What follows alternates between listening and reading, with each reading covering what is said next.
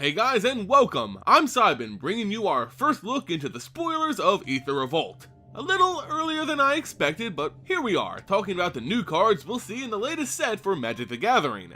Aether Revolt looks to continue some of the exciting themes and aesthetic brought to us in Kaladesh, while also offering its own unique flavor. As is the seeming trend for these early spoilers, we start Aether Revolt season with a huge announcement. 2 new Planeswalkers, although they're both the same character. I'll explain more on that in a moment.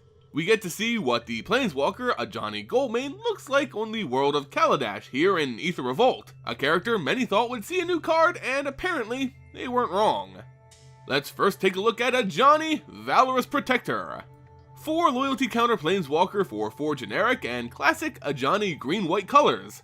+2, put 2 +1/+1 counters on up to 1 target creature.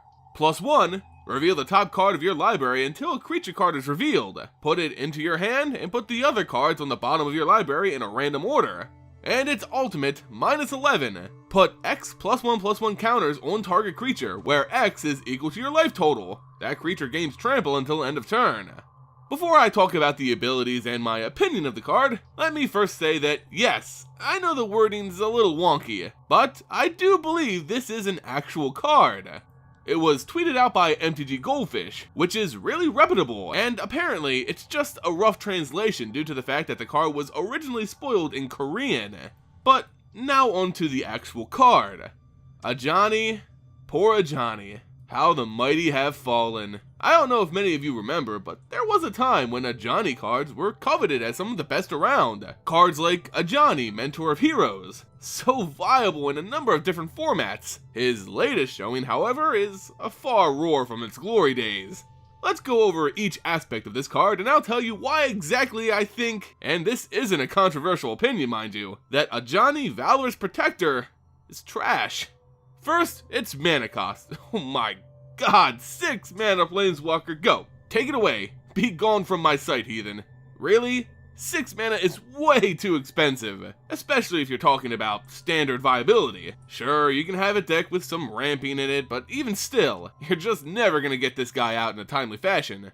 Planeswalkers are so rigidly scrutinized on their cost, more so than anything else it seems, and there's a good reason for that. It really kills its viability. Okay fine, it costs more than my rent. It better have the abilities to warrant its price. Well, it's got 2+ abilities, so that's a start. Means you have 2 ways to add more loyalty to Ajani, which is always great. Its first is +2, so you'd expect it to be a little weaker. And just adding 2 1/1 counters to a single creature is just that. Weak. Not only weak, but also uninspired, boring, and kinda cliche for Ajani at this point. It requires you to have something on the board already, and even then, it's still pretty low impact. How about its +1 though? Surely better, right? Well, yes, it's better, but not by much. You get to find a creature card off the top, and you get it in your hand. Just saying, you're probably not gonna play whatever you draw the turn you play at Ajani. Yeah, you can dig through your deck, and it adds a loyalty, but it's still really slow. Alright, I'm not blown away yet, but its ultimate still has a chance at redemption. For a staggering 11 loyalty counters, put 1/1 counters equal to your life on target creature. It gains trample until end of turn.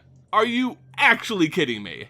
For a ridiculous 11 loyalty, which you'll never reach with Ajani Valorous Protector, a creature gets 1/1 counters equal to an unreliable number, and only gains trample for that turn? That's what you decide to spend your 6 mana and at least 3 turns to play? Really? I know Planeswalker Ultimates don't really impact its viability for play as much, but this right here is actually the perfect definition of this card in a nutshell.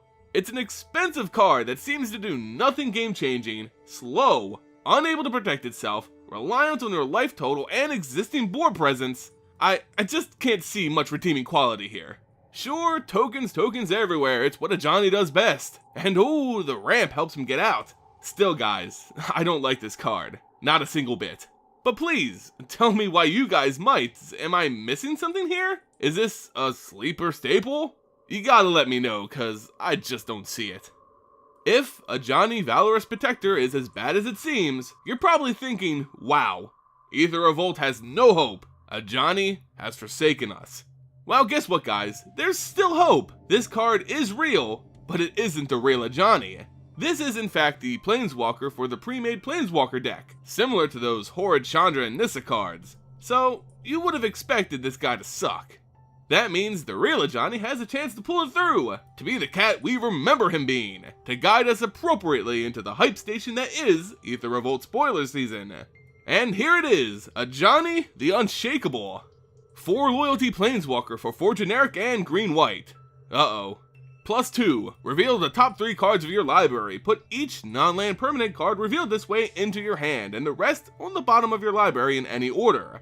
-2, exile target creature. Its controller gains life equal to its power.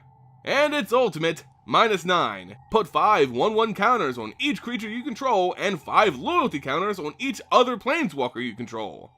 I don't know, guys. I'm feeling an upsetting case of deja vu coming on. But luckily, one Ajani isn't quite like the other. Okay, so let's break it down. Yes, it costs 6 and comes with 4 loyalty. That's bad, probably makes it bad for standard as a result. But still, its abilities are much more important this time around. +2 is like Ajani Valorous Protectors +1, but a whole lot better. Yeah, you only look at the top 3, but you also get everything outside of lands into your hand, giving you way more options. Plus, it gives you an added loyalty counter, making him a 6 loyalty Planeswalker as it's played, which is pretty beefy and hard to kill. Again, this ability allows for a little digging and provides card advantage, so it's really good. Now, unlike the bad Ajani, this slightly less worse Ajani does have a means to protect itself outside of just beefing itself up. Its -2 gives it the ability to exile cards, something that's becoming more common for Planeswalkers it seems. It's an amazing form of removal, much better than simply destroying a creature, but it gives your opponent health. But let's be real, that's really not the worst. In fact, you can even exile your own stuff to gain health if you're in a tight spot. This is an amazing ability with a lot of great flavor. Ajani has sworn from taking another life ever again, so he exiles them instead of just murdering them, even giving something back to its controller. How thoughtful. Now to its ultimate. Again, let me state that ultimates are always a little unrealistic to pull off, especially in standard, so they shouldn't really be seen as a be-all end-all to a Planeswalker's viability. But still, it's worth considering. Of course, like most ultimates, this one's a game winner. For the most part anyway. All your creatures get 5 1/1 counters and your Planeswalkers get 5 loyalty. Except Ajani the Unshakable, of course. Now, this ultimate's weird because unless you have a board presence, it's really not useful. It's kinda like a win more mechanic, making your cards and Planeswalkers more powerful. If you have a sizable board, other Planeswalkers, and Ajani at 9 loyalty, you probably already have the game under control. It's not the best I've ever seen, but hey, Super Friends deck will love this type of effect.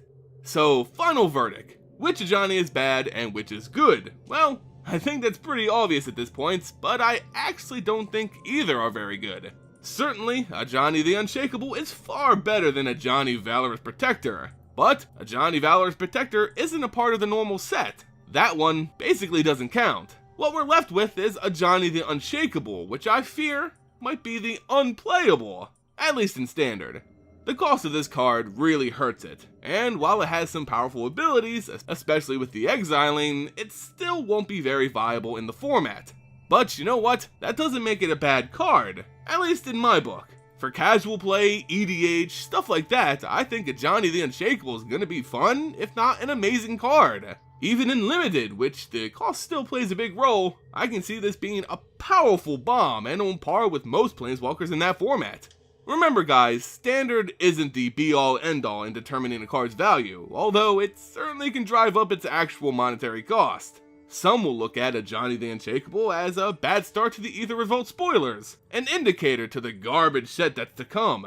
I, for one, don't see it that way. It's not the most impressive or game-changing card, but that doesn't mean more awesome stuff isn't to come. Just keep an open mind to this card and to the ones to come. You can't count either out just yet. Anyway guys, I'd like to hear your opinions on both these cards in the comments below. If you enjoyed the video, consider hitting the like button, sharing it with friends, and subscribing to stay up to date on all the latest MTG news and spoilers. As always guys, thanks so much for watching, and I'll see you next time.